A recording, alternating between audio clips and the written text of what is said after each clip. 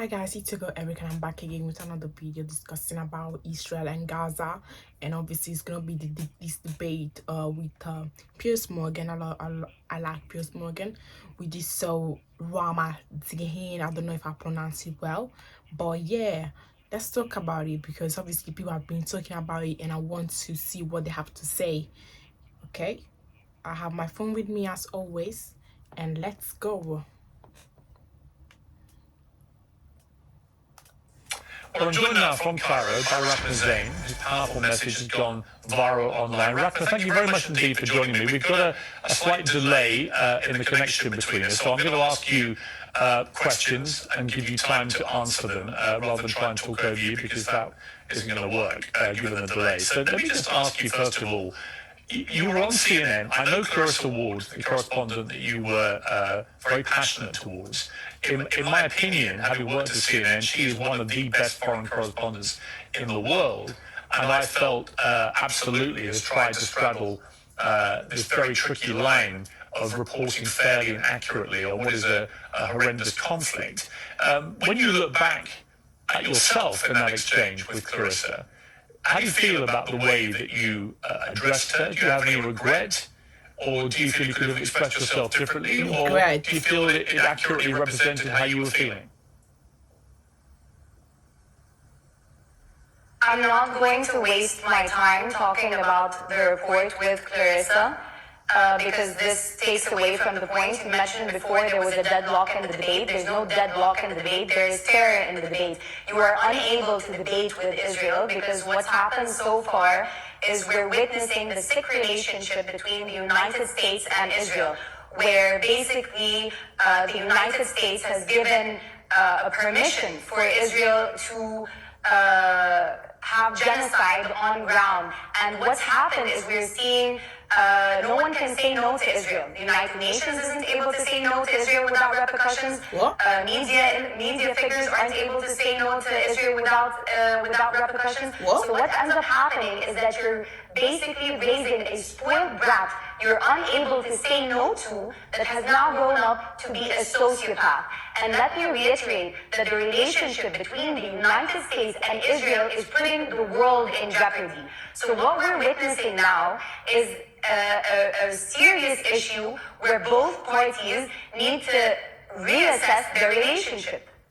I understand that Biden, because he's pitted his own people against each other and wasted billions of dollars giving them to Israel instead of looking at his own homeless, his own medical care issue, his own student loans issue. So a lot of American people are also extremely angry, and they're also looking at unfair coverage.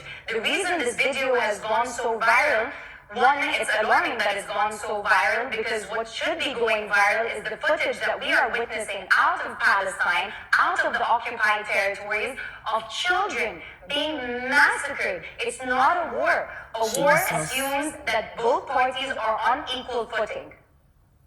Okay, I hear you. What I would say in response to that is that on October the 7th, Hamas, who are the ruling authority in Gaza, committed an act of such heinous terrorism, killing 1,500 people, killing 260 people in a music festival. Let me finish, Rahma, let me finish. What happened then? Let me just say, the militia? Rahma, let me just ask you the question. No, you have to let me ask a question. I've been very polite to you and respectful. I've let you have your say. I'm going to say something now to you, and you can respond. Bear in mind there's a delay, so this isn't exactly the easiest debate to have. Well, that's why I said at the start, why don't we let me ask questions, you answer them, and that's the way this can proceed in a respectful manner. I would simply say to you that I've had a number of pro-Palestinian voices on this program in the last 2 weeks, and a number of pro-Israel voices. Many of the pro-Palestinian people I've had on have been very quick to condemn what Hamas did on October the 7th. Some have not. What's your position? Before we get to what you just said to me about what Israel has done, what America's doing, and so on, what is your view as someone in Egypt about what happened right on your border there in Gaza by Hamas against Israel?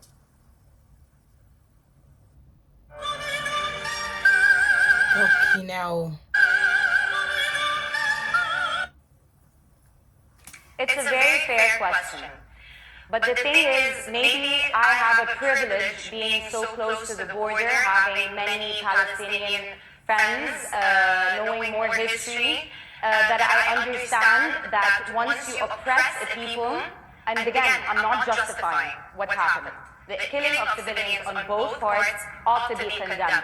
But the danger in you starting an interview asking me to condemn Hamas then pours into Israel's blind defense of its own state, which ends up killing over 5,000 Palestinians, over 700 dead. And going back to the report that you were discussing at the beginning with the CNN reporter, the issue with that is everything is always taken out of context. And this is the issue we have with Western media. Had the journalists been there on ground with the volunteers that night, as for example I was, she would have listened to the bombardment of Israeli bombs that start from 2:30 a.m. and do not stop. She would have also witnessed the fact that we would get an okay from Israel's side. I'm not done. From Israel's side, that the supplies would go in, and then it's like they toy with your morale so that you hope from both sides to stop. The narrative has got to change. Okay. The idea, I, for example, I don't have the PR of Israel. I don't have the money to hire the Justin Biebers of the world and have them say pray for Israel and whatnot. But what I do have is the truth. And the reason this video has gone so viral is because people felt it. People felt that let me it was ask you a true. question, Rahma. So my question is this. When Hamas did what they did on October the 7th, they will have known, absolutely known, that Israel's response would have been this. And it would have involved the deaths of many thousands of innocent people in Gaza as a consequence of going after Hamas. They will have known that. So my question for you, again, a difficult question. I appreciate this, given that you're right there in the middle of all this. But the difficult question is, how do regular Palestinian people feel that their ruling authority commit an act of terror so heinous, and they must have known how Israel would respond, and they must have known that many thousands of innocent Palestinians would die as a consequence of that terror attack? How do they feel about that? Are they comfortable with Hamas continuing to be the ruling authority in Gaza? Or is it actually an act of such appalling atrocity that Hamas should no longer be there? And if the answer is the Palestinian people don't want them to be there anymore, then how do you get rid of them?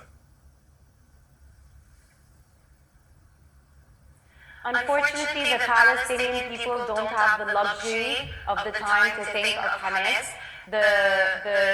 The voice notes we're receiving from our Palestinian brothers and sisters from under the rubble, from mothers who've lost their children, from home families that have been eradicated. The sentiment we're getting from the Palestinian people is, do they see us? If the United Nations, that's whole premise was to avoid this kind of genocide, was created to avoid this kind of humanitarian crisis, cannot stand up to one spoiled brat of a fascist organization, then where are we in this world? And what's sad is that it's a top-down movement. You have the United Nations unable to speak to Israel. You also have the people at work who cannot hold the Palestinian flag, who get fired on the spot. I've had people who work in New York text me and tell me that they've been fired on the spot. Rahma, you know what else I've had that unfortunately I cannot show? Screenshots, and last thing, screenshots of emails from prominent news channels where anchors, where younger people are emailing producers, begging, are emailing one another, begging, why aren't we showing the other side? Why aren't you showing the other side?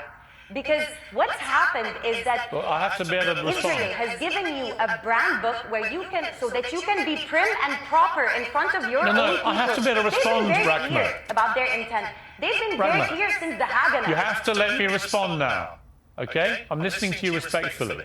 I am not the media. I've given more of a platform to pro-Palestinian people, including yourself, than any other show in the world. So I resent the suggestion that I'm just like everybody else. Which is in itself a problem. I have deliberately given large chunks of my show each night to voices like yours to tell the side of the Palestinians. But again, I come back to this. You talk about genocide by Israel against Palestinian people. What do you call the Hamas stated intent? They've made no secret of it. It's their stated intent to wipe Israel off the face of the earth, to kill all Jews. And that's exactly what we saw them try to do on October the 7th. What do you call that if it's not genocide? Expedia members save on travel.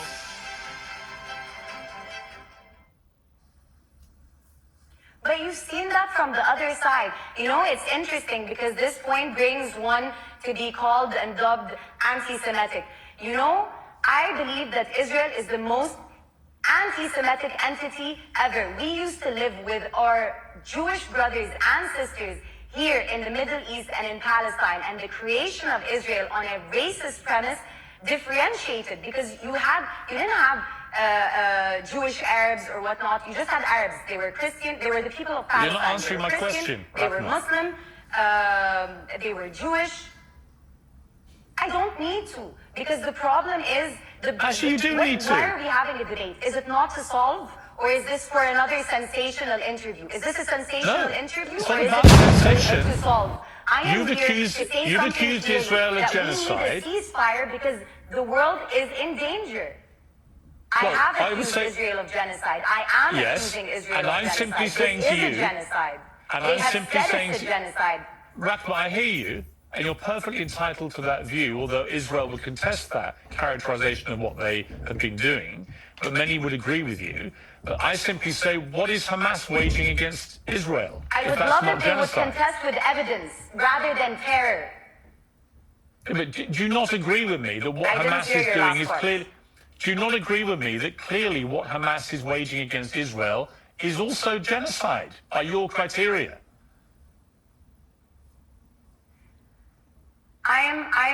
You know what's, again, this is a dangerous debate, because what you're trying to put me in is, once I condemn Just asking you a question.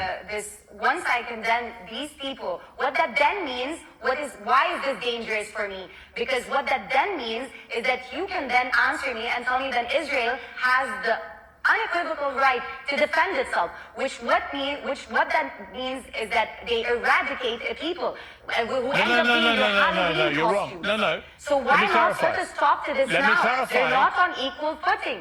Let me clarify. Israel, like every country in the world, Clarify. has an absolute Yes, right to clarify. defend itself. Right?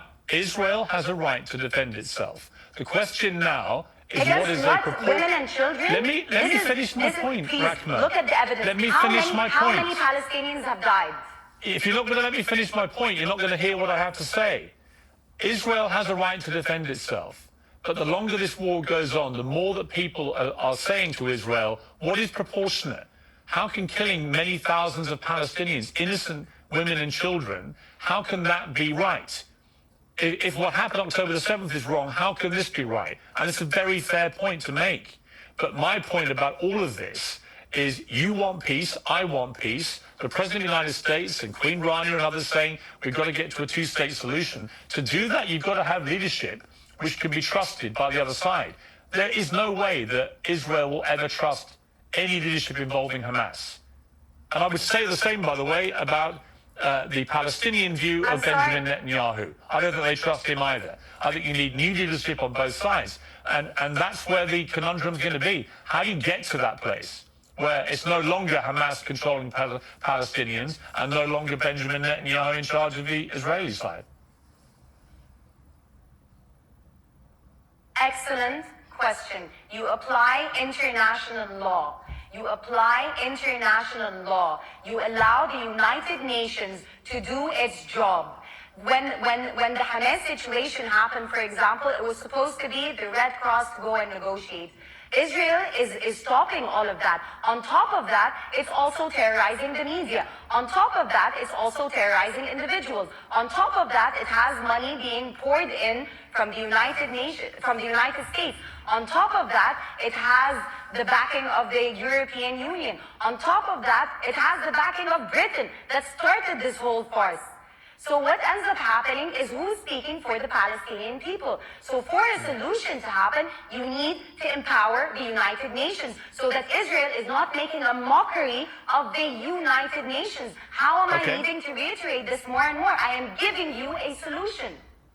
Rahma, you're giving me your And solution. you're still calling me Hamas. Rahma, you've There will just given always me... be Hamas if you occupy a people. Let me just finish this point. If you occupy a people, if women in labor are having to give birth at checkpoints, if you're having people imprisoned, if you're having this merciless bombardment of Palestinians, you are going to breed Hamas. It starts with the stronger party. Rahma, I've given you a long amount of time And this is today. why the jargon is dangerous. Okay, I hear you, and I respect your right to your opinions, and I've given you the platform to air them, and I appreciate you coming on the Call program. for Thank a you very much. ceasefire then. That's not my job. My job is to try and interview people at the centre of this. You may not like that, but it is. But I appreciate you coming on the program. Thank Sensational you. interviews, sure. It wasn't sensational. It wasn't. But thank you very much. Sensational. Damn, man. Like I said, this should only be peace. This should only be peace, bruv. This is crazy. Gosh.